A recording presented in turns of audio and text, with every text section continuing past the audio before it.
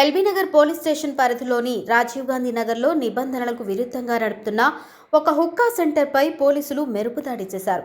The white cup cafe పేరుతో permission తీసుకుని లోపల రహస్యంగా హుక్కా సెంటర్ను నిర్వహిస్తున్నట్లు పోలీసులకు పక్కా సమాచారం అందింది. ఎల్బీనగర్ ఏసీపీ కృష్ణయ్య గారి పర్యవేక్షణలో జరిగిన దాడుల్లో ఈ సెంటర్ నుండి 38 సెల్ ఫోన్లు, హుక్కా ప్యాకెట్లు, వివిధ రకాల ఫ్లేవర్లను పోలీసులు స్వాధీనం చేసుకున్నారు.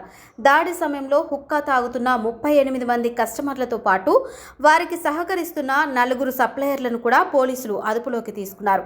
పట్టుబడిన వారంతా కొత్తపేట, సరూర్ నగర్, హయత్ నగర్, ఫలక్నుమా మరియు ఉప్పల్ వంటి వివిధ ప్రాంతాల నుండి వచ్చినట్లు పోలీసులు గుర్తించారు. ఒక్కో కస్టమర్ నుండి 800 నుండి 1200 రూపాయల వరకు వసూలు చేస్తున్నట్లు విచారణలో తేలింది. మోహన్, సాగర్ అనే వ్యక్తులు జాయింట్గా ఈ కేఫ్ను నిర్వహిస్తున్నారని, ప్రస్తుతం వారు పరారీలో ఉన్నారని ఏసీపీ తెలిపారు. యువత భవిష్యత్తును నాశనం చేసే ఇలాంటి అసాంఘిక కార్యకలాపాలను ఎట్టి పరిస్థితుల్లోనూ సహించబోం. ఎల్బీనగర్ సబ్ డివిజన్ పరిధిలో ఎక్కడైనా ఇలాంటివి జరుగుతుంటే వెంటనే డైల్ 100కి కానీ స్థానిక పోలీసులకు కానీ సమాచారం అందించాలి. ఈ భవనాన్ని సీజ్ చేసేందుకు కూడా వెనకాడం అని ఏసీపీ కృష్ణయ్య హెచ్చరించారు. విద్యార్థులు, యువత చెడు మార్గంలో వెళ్లకుండా చదువుపై దృష్టి సారించాలని ఈ సందర్భంగా కోరారు.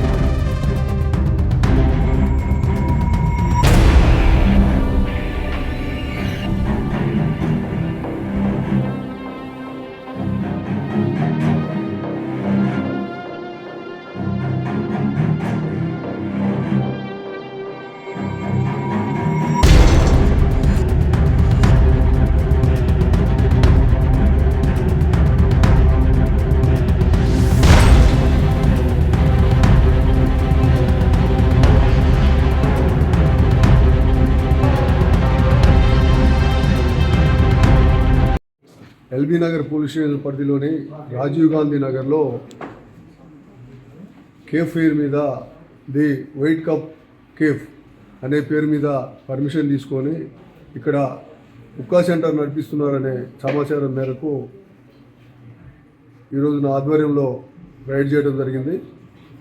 ఇందులో 38 సెల్ ఫోన్లు, హుక్కా పార్ట్సు, హుక్కా ఫ్లేవర్సు, వాటితో పాటు ఒక 38 మంది కస్టమర్సు, ఒక 4 సప్లయర్స్ కూడా ఈరోజు పట్టుకోవడం జరిగింది.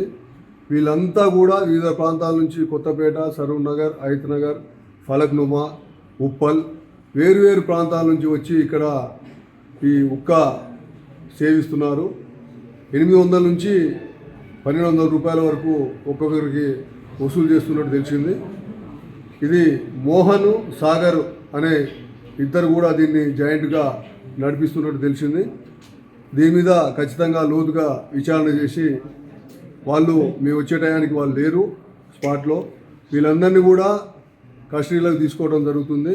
వాళ్ళని కూడా ఎక్కడున్నా సరే వాళ్ళని కూడా ఖచ్చితంగా వెంటనే కస్టడీ తీసుకుంటాం. వీళ్ళ మీద కఠిన చర్యలు తీసుకుంటాం. ఎందుకంటే ముఖ్యంగా ఇక్కడ చూస్తే అంతా విద్యార్థులు, యువత ఎక్కువ మంది ఉన్నారు. ఎందుకంటే ఇలాంటి అసాంఘిక కార్యక్రమాలని ప్రోత్సహించడమే కాకుండా యువతని నిర్వీర్యం చేసే విధంగా ఎవరైతే ఈ మేనేజ్మెంట్స్ వాళ్ళు నిర్వహిస్తున్నారో అది తప్పుడు పద్ధతి, అది తప్పుడు విధానం, అది ఎట్టి పరిస్థితుల్లో కూడా సహించం.